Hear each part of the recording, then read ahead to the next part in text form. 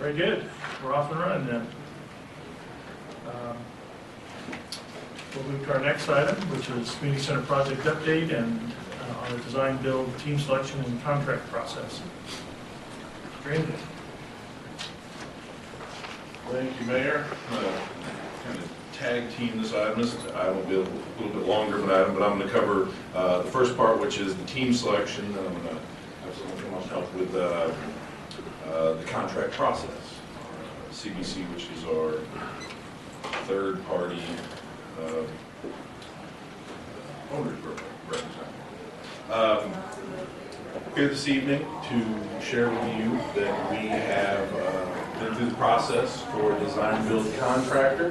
I'm going to share with you that process, share with you who we recommend, obviously it's in the packet, but share with you how that process played out, share with you kind of where we're at with that, and how staff is going to recommend that we move forward in that.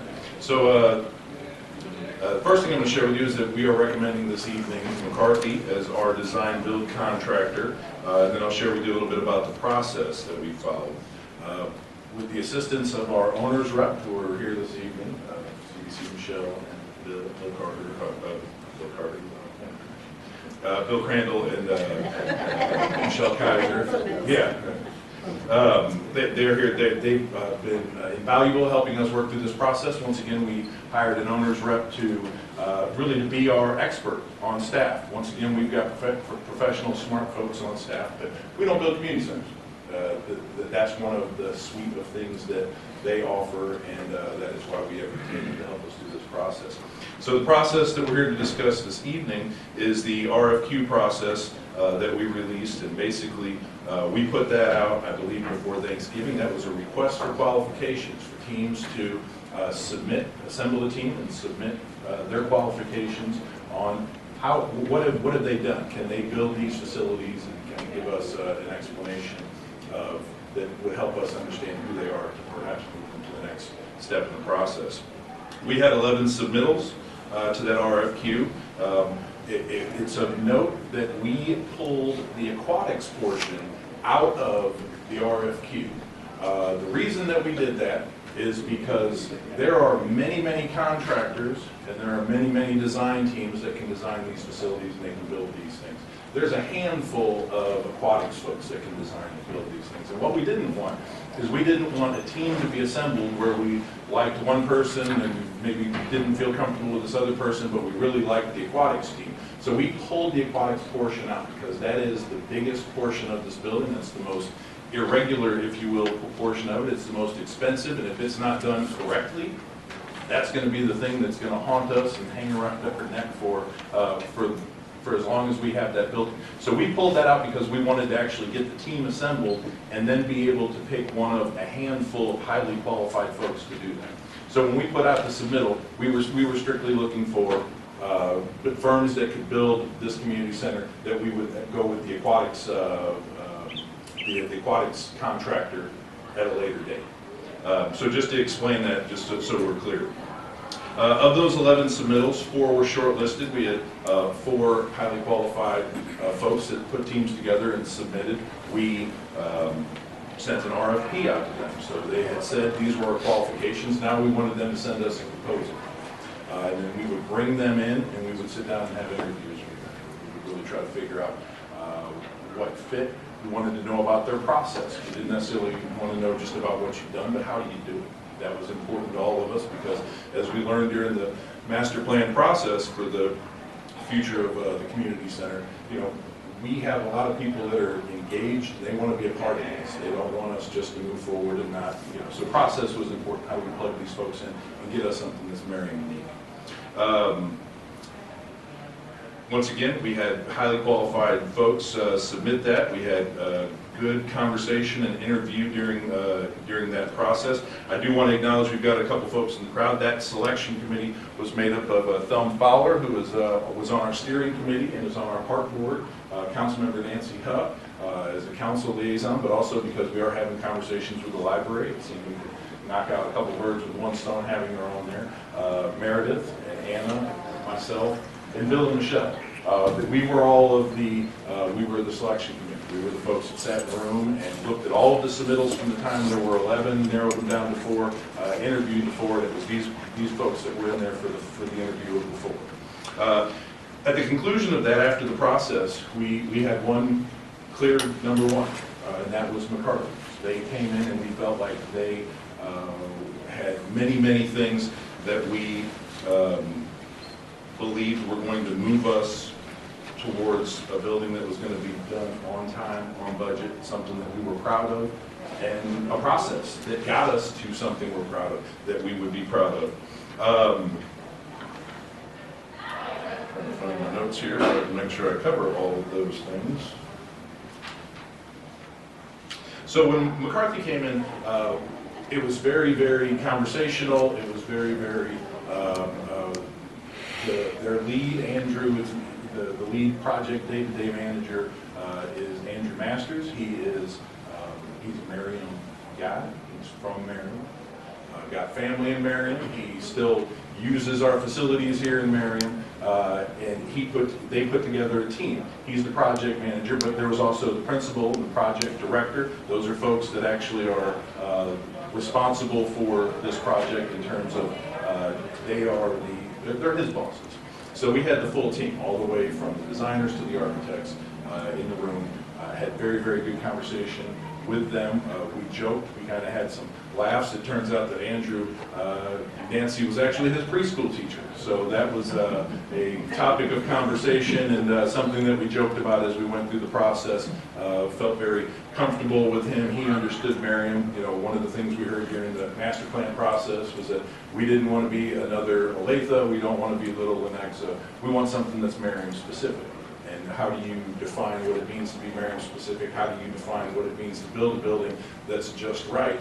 Well, that was a plus. We felt like this is somebody that understands who we are. This is somebody that's going to help us build a building that, you know, at the end of the day, as I've said all along, it's a community center, it's not a recreation center. This is the kind of place where Merriam goes to meet Merriam.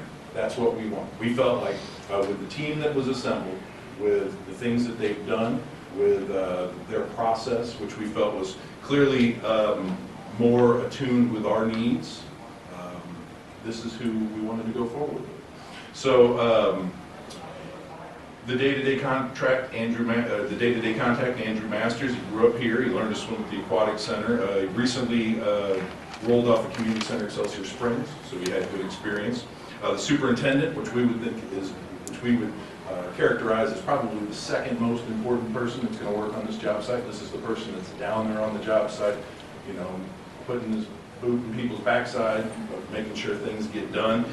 He's worked with, that's Wes O'Neill, he's worked with Andrew on these things. We actually went out and met with him the following week. He's got experience working in indoor-outdoor pools and constructing large projects. And then the design team, Clark Anderson and Perkins Willis, they have extensive experience in designing these facilities. They do not have one in Johnson County. That was a plus for us. We felt like if we don't want to be another Lenexa, we don't want to be another Olathe, we don't want to be another Overland Park, let's get somebody that not only will make this Merriam specific, but somebody that's going to maybe bring something new to the table when we design this. Obviously something that they've done before, but something that's not just more of the same. We want something that's uniquely Merriam.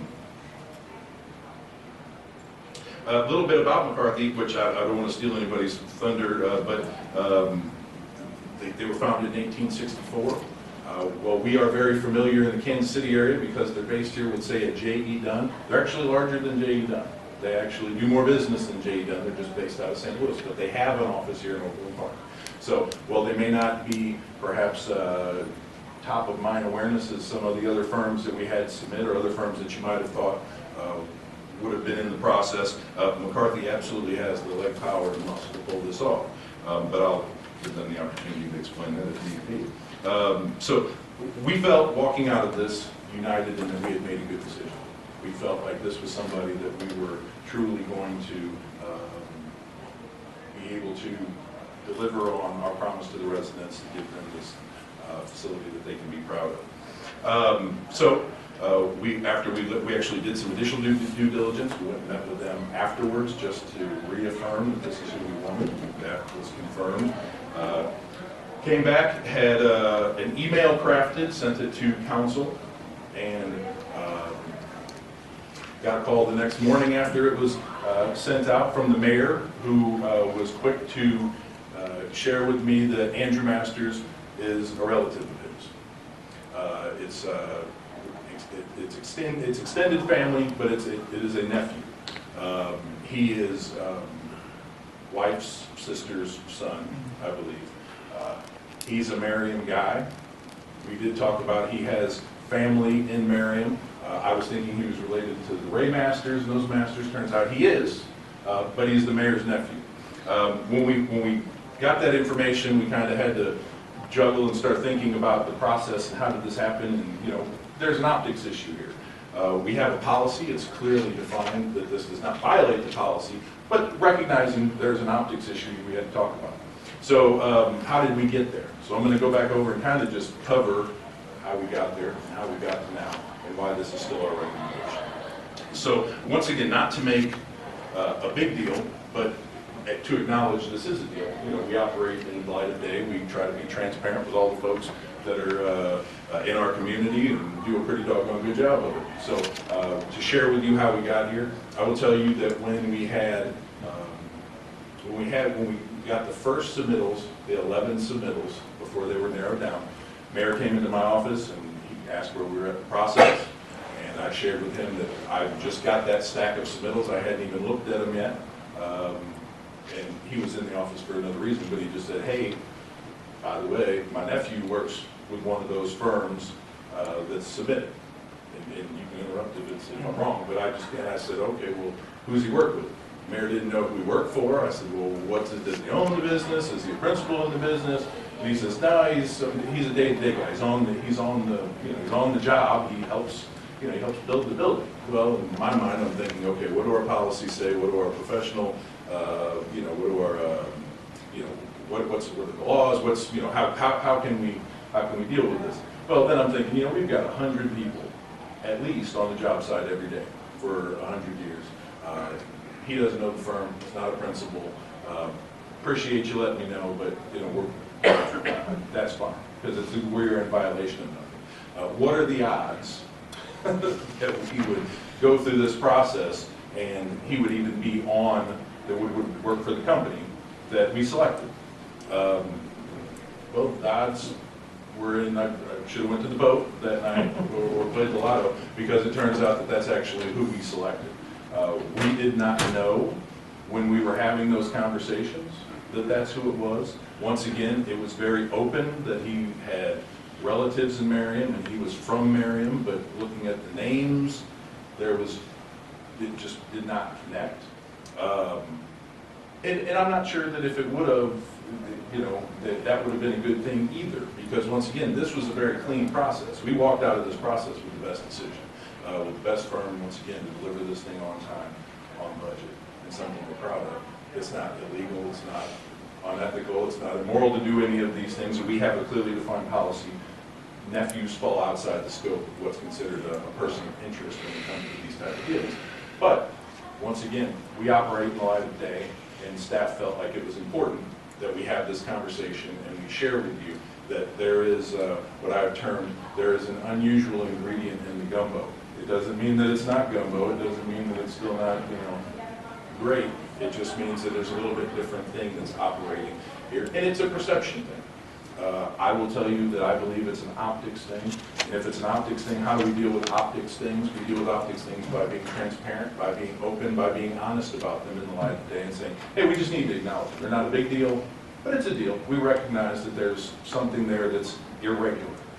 It'd be great if it was white, clean, and neat and everything was perfect, but it's a $30 million facility. I promise you I'll be back here again at some point in time in the next 2 years telling you I wish that it was white, clean, and neat. That's just the nature of big projects like that. Can I add one thing? Yeah, just before we get off this? Andrew Masters, I met with him at Ray Masters' funeral.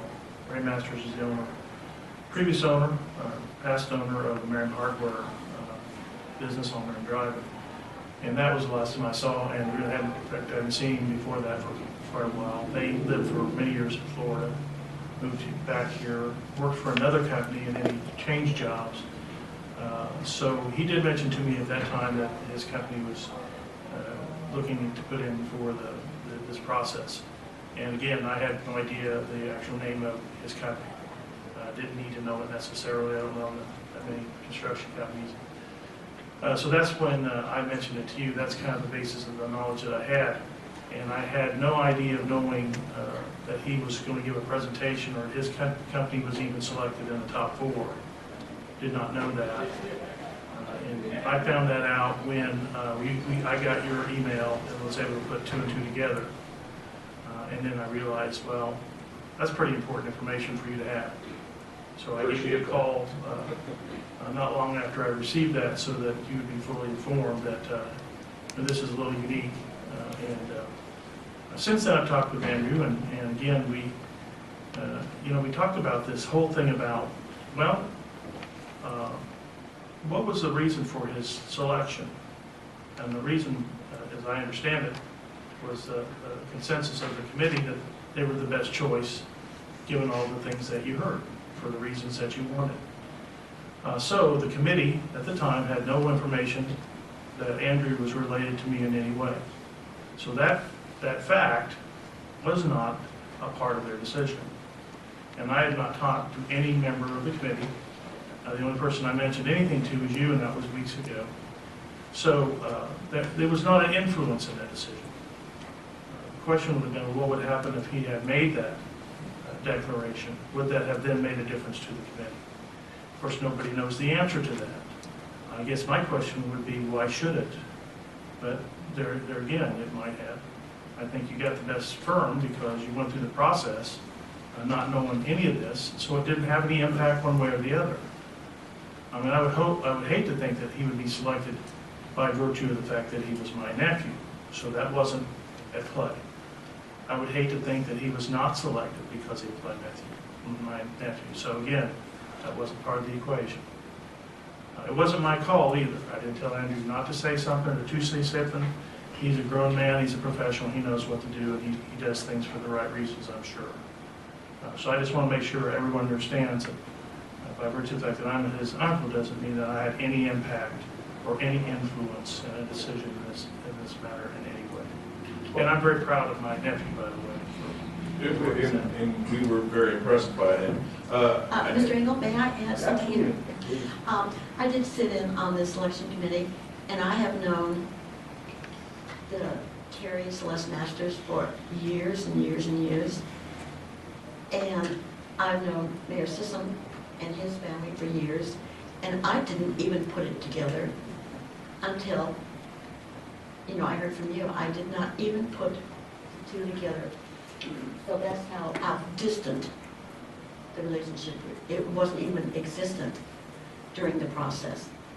Well, once again, I think it's important to point out that we're sharing this information transparently so that it's out here. If people are going to use this information, and this is still staff's recommendation, we're asking for council to concur with our selection. But do you have a legal memorandum saying this is okay, like you mentioned earlier? I do.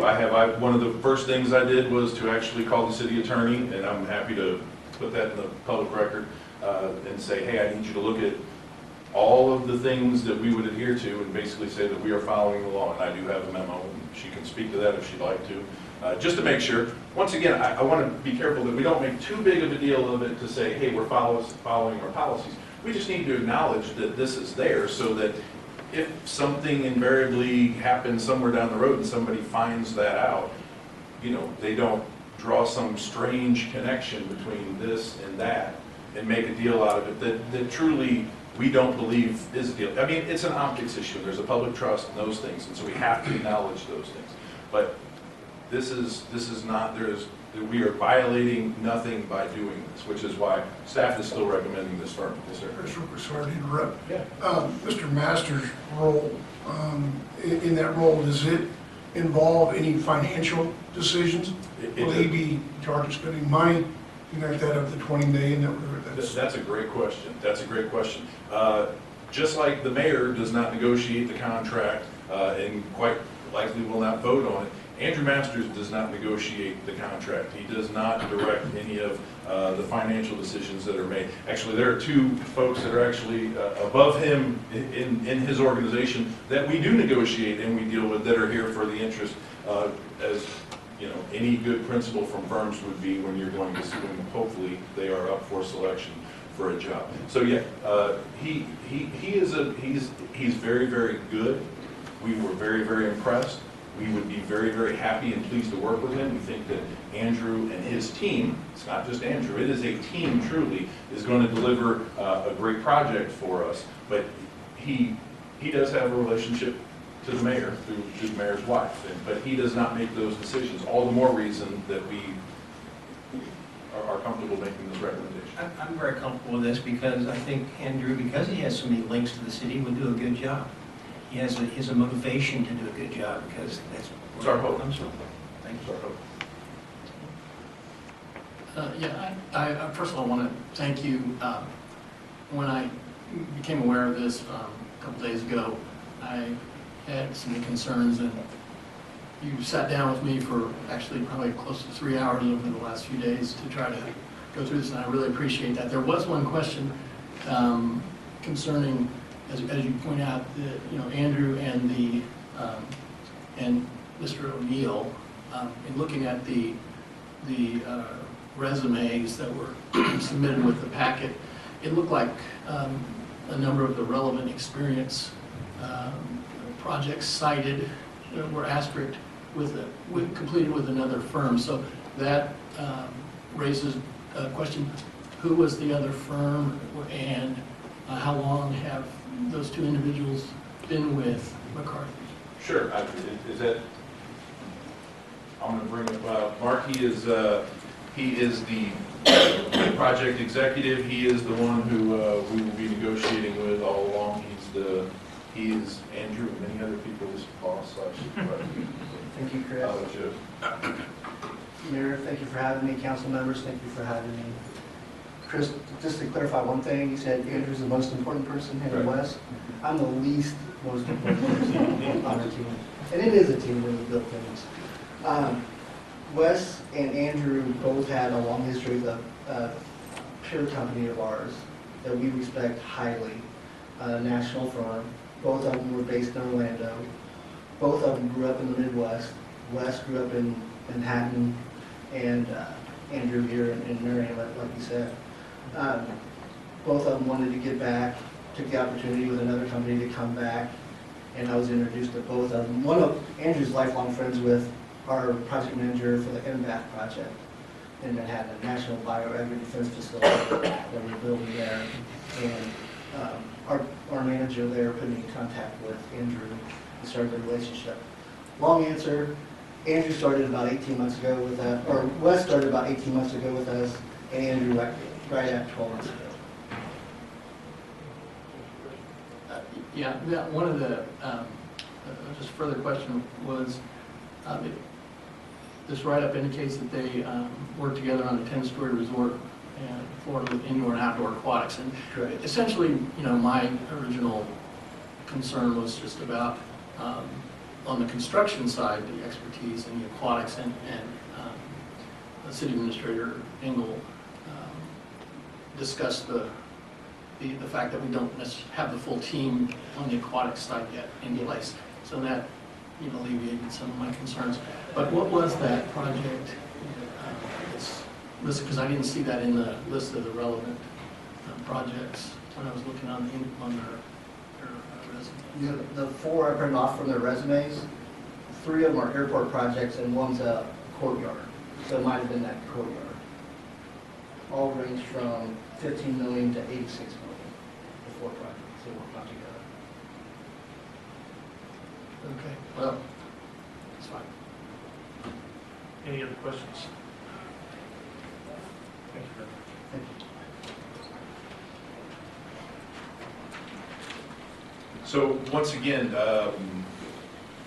staff is recommending that council, well, actually what we'll do is, before we get in, do you want to go for the presentation first? Is that what we're doing? Okay. I'm being told we should do the motion first, and then we'll get into the next step, which is the presentation. Staff is recommending that City Council concur with our selection of McCarthy. Once again, we acknowledge the realities of what we're working with here, but we believe that they are the best firm to make something that we're all proud of.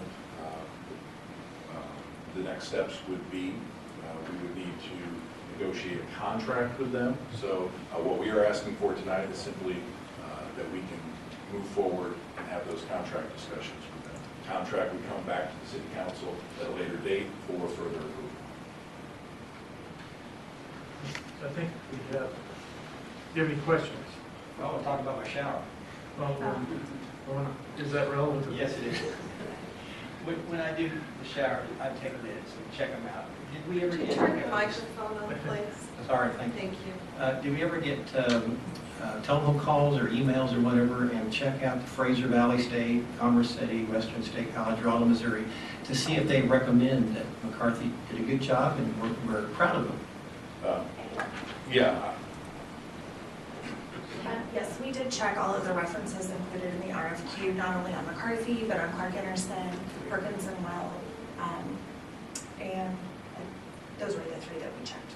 And what was the result when you checked? All glowing recommendations. Thank you. Yes. That'll be further referred to as the shower. We do the shower. So in check. future projects that have bids, don't forget the shower question. Coming up. Do you have a question? My question, I guess, Mr. Miller, is that, you know, we have, and I've been to the Olathe Community Center and the Lenexa Community Center, and I think they're beautiful, you know, community centers, and I would be very proud to have those in Merriam. If any consideration was given as to, that seems like one of those firms that had already previously done it, I know you alluded to the fact that we didn't want it to be like them, but it seems like if they had, you know, did these nice centers, that they'd also know what their mistakes were and how they could have better improved on the next center that they built. And if so, that ours could even be better than any of those. And so not, you know, I guess I throw that to you as to how did that impact your decision making? That's a great question. We did take all of that into consideration. When we discussed who was going to be our selectee, we took that into consideration. But ultimately, we actually took that into consideration when we decided who was going to be our owner's rep. So let's use a particular firm that built the Lenexa facility. The lessons that they might have learned on that, when they sat in the trailer and they talked about, hey, we could have done this better, we should have done it this way, next time let's do this, all those lessons learned. One of the people that were sitting in those trailers was right here, Michelle and Bill. That is one of the main reasons that we went with these folks. Not just that they're highly qualified and we knew that they were going to help us bring this in on time, on budget, and something we're all proud of, but they just rolled off of that.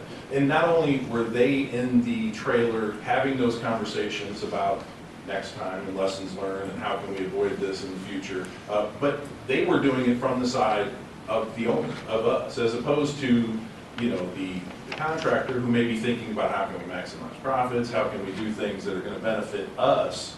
Not that it's not a team, not that not that you don't want to move forward and have that shared success, but actually they were looking at it from the perspective of the next time for a city, understanding the realities of budgets and tax dollars and residents and voters, not just bottom lines and profits.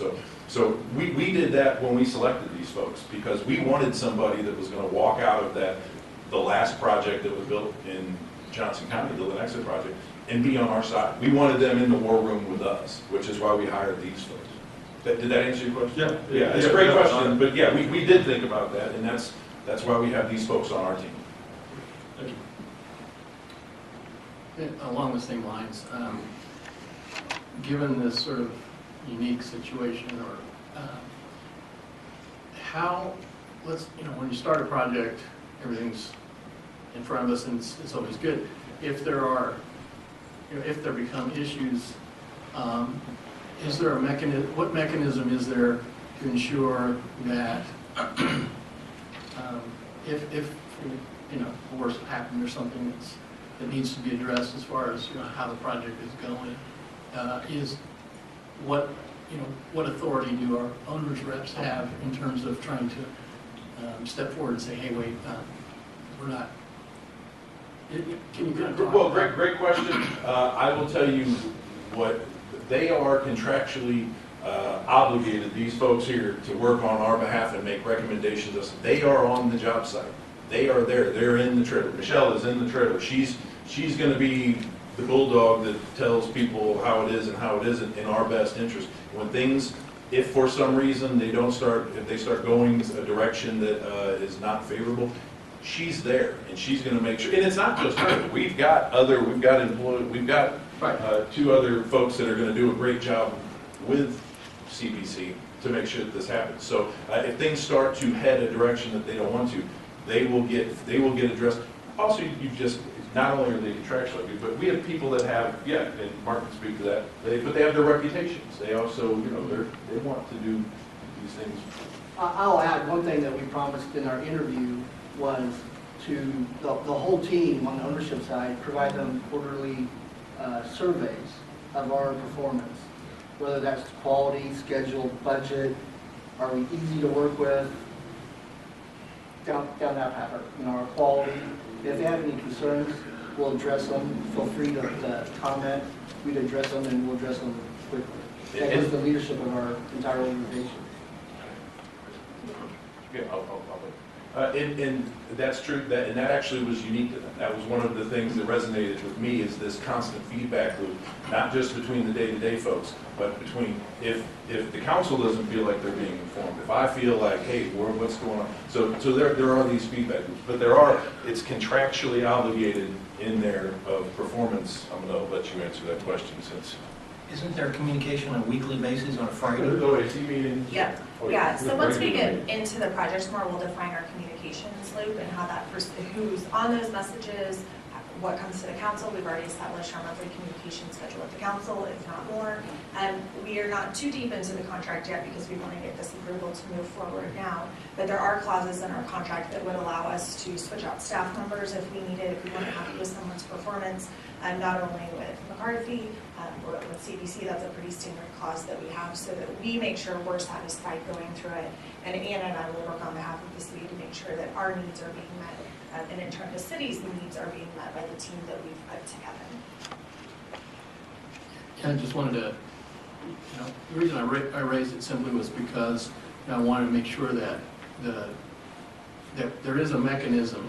If somebody who does this sort of work, which would be hopefully our owner representatives, are detecting that there's possibly an issue, that they will speak up. Recognizing that there's also, a relationship between the mayor and staff, and I have casting no dispersions. I'm just saying psychologically people might be hesitant, and at the earliest possible time, if there was a problem, to say something. And I just want to feel comfortable that's not going to be a problem. That is one of the benefits of having CBC on our team as we're going through this, is they're able to provide that third-party perspective to the project. And rolling off a similar project, we have somebody who knows what questions to ask, what performance metrics we should be hitting at each phase in the project, et cetera. So it's not Anna and I trying to get quickly up to speed on a project. We have experienced professionals here who will be working on the city's behalf, and they are contractually obligated to bring us in on time and on budget.